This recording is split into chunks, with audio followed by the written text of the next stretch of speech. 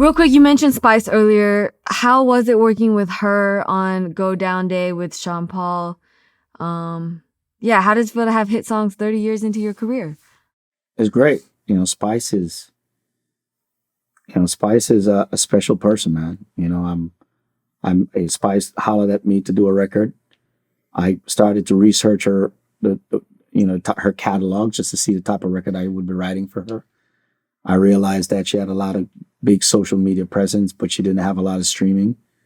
And I told her I think she should have a body of work out, for all the songs that she had. And told me she had some problems with her record company. I went in and straightened that out and started to produce her album, and so I produced and co-wrote the album. And one of the songs, I had a song called Go Down Deh that I had done. I played it for her. She loved it, and I put her on it. And then she called Sean Paul. He heard it and agreed to come on it. And what was great about it is that I needed her to come out of that deal with a solid hit record, and I wanted it to be a song that didn't have any international features. It was just us, as three local Jamaican artists on a song, to go global. And it's been doing some great work. It came out a year ago, and it's actually streaming more numbers now than when it just came out. It's blowing up in India and the Emirates, Turkey, all of these places overseas, and I'm just very, very happy for her. That's beautiful. I love it. And yeah, obviously the Grammy again.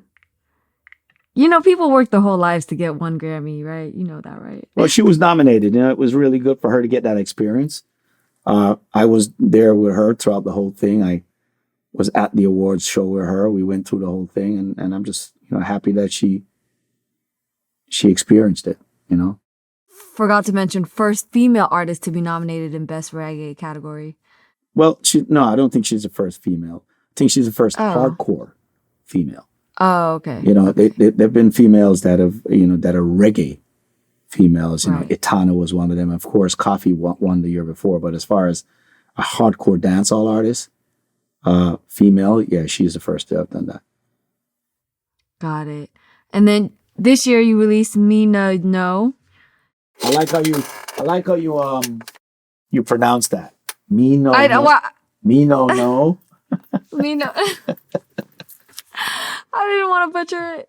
I know. Yeah. How was the whole ordeal with Ika Mouse? Ika Mouse is a legendary artist. He was one of the best, one of the best artists in the 80s. That song was such a massive, massive song in the 80s, popular. Ika Mouse and I used to live in the same yard, funny enough. Oh, wow. I was a kid. How? I was a kid at that time. And, he used to be downstairs, and my grandmother and my mom and me used to be upstairs, And it was a big deal when his record blew up. And I'm in the studio and I'm vibing this beat, and that hook kind of came to my head. And I just wanted to go on there and talk some shit. So I did, And we obviously cleared the record with VP Records, who handles the publishing for Ika Mouse and John Laws. And it was really cool. And, it's good, good to know that we could put that record out and that it's doing so great. Right. That's beautiful. I think, you went on, you were asked in an interview if you were stuck on a deserted island and given choice of two albums on your iPad, you said it would be The Chronic by Dr. Dre and Kaya by Bob Marley. Why those two albums? Well, Chronic is just a classic. It was a hip hop classic. And it was in my era. It was your go-to, both The Chronic and The Chronic 2001. Great. Kaya is one one of my favorite Bob Marley albums anyway. You know, and Bob Marley is one of the few artists I could think where there's no Bob Marley song you don't like. You know, he's not many artists you have that you'd be like, oh, I don't like this song. Bob Marley, you kind of like every Bob Marley song. Definitely. I think you also said one of your highlights of your life was meeting James Brown. Yeah. Because James Brown was such a fan. You know, he would come and watch me at the side of the stage every night, and then came in and gave me an incredible amount of pep talk. You know, he also adored my wife. He thought my wife was just like the greatest thing in the world. Aww. That's awesome. Want to definitely touch on this. You raised $1 million for the Bustamante Hospital for Children, the only children's hospital in the English-speaking nations of the Caribbean, through your charity, Shaggy and Friends. I mean, beyond all the music and accolades, like this has to be the most meaningful, you know, part of it all. Very much one of the most rewarding. You know, a lot of it was done out of impulse. You know, there was this young kid that her name is Peach. She had a bullet stuck in her head, and just based on that, I just reacted and decided I'm going to start doing concerts to raise money. And then a friend of mine, William Mafood, who his family run Food for the Poor, which is one of the world's largest charities, told me that I cannot just give money to a hospital like that. I have to, if I'm going to just raise money, the only way I could do that is to create a foundation. And that's when we decided to create the Shaggy Make a Difference Foundation. Because that's the only way I could give the money to them without being penalized, I guess. You know, and but before that, I had made donations to the hospital for 9 years straight out of pocket. So, wow, it's great. Can you bring us back to when Prince of England came to visit? Oh yeah, I think your daughter was there, right? Or yeah, she flipped him the bird. She was unimpressed. I literally took her there. I'd be impressed now. Yeah, well, I took her there. She said she's impressed now. She would be impressed now, she says. I took her there to because it was a big frenzy, you know, the prince is coming. Yeah, that's huge. So that's big. I took her out of school today because I knew I was one of the invited guests to meet the prince. And I said, I'm going to bring her in. I brought her in and I said, hey, you know, this is my daughter. And she just looked at him and just like, and he says, out of his mouth, I remember, and says, I've never met someone so unimpressed in my life. Oh my gosh. And I was like, wow. I was like, God, you just embarrassed me. But I think at that point, she was so young, she's thinking of the prince like when she watches the Disney and she saw the prince on the horse and all of that. And then she seen this ginger guy come up to her. Wasn't the image that she was looking for, you know? So that's funny. Yeah. She turned down the prince. Damn. I love it. You said, I think, yeah, talk about real quick playing at Queen's 92nd birthday party.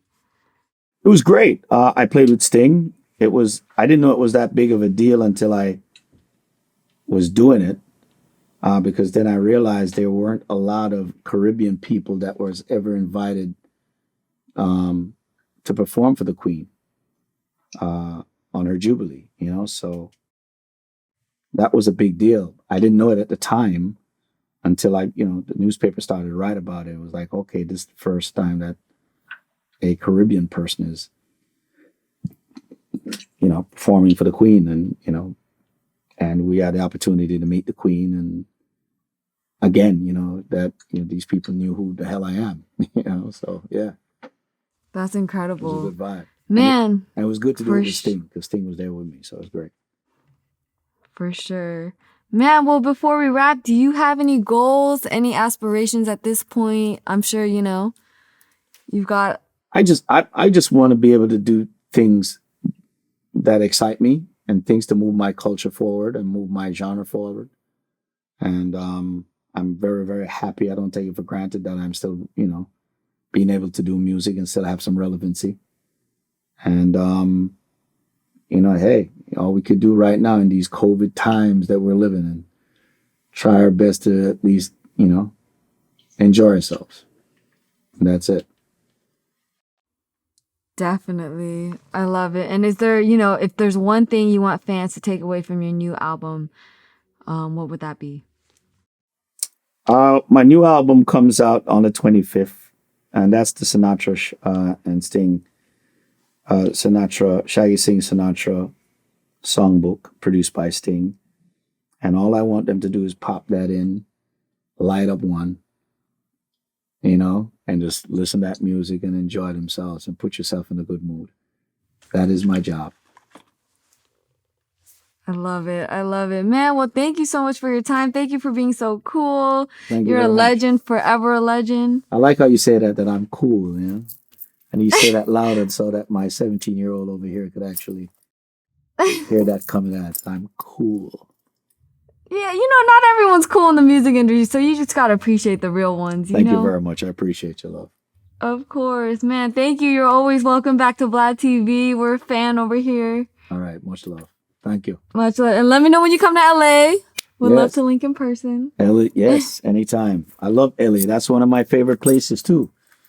I mean, besides the earthquake and mudslides and shortage of water and high electricity bill and oh man, high volume of homeless and right, high taxes. Man, but great weather. I mean, I give you that. Great weather. I'm not gonna lie. I feel like everyone's moving to Miami. Weather. Right. I feel like everyone's moving to Miami anyway, so you're good. Come on down. All right. That's right. Place of the land of no COVID. I'm dead. No Thank state you, tax. Shaggy. You know what I'm saying? Homestead exemption. Yeah. You know what I'm saying? Palm trees, sunshine, beaches. Right. Yeah. Cuban coffee. Man. Habibi's over I love it. Thank you for your time. We appreciate you. My pleasure, my darling. All the best. All right. Have a great rest of your day. Bye.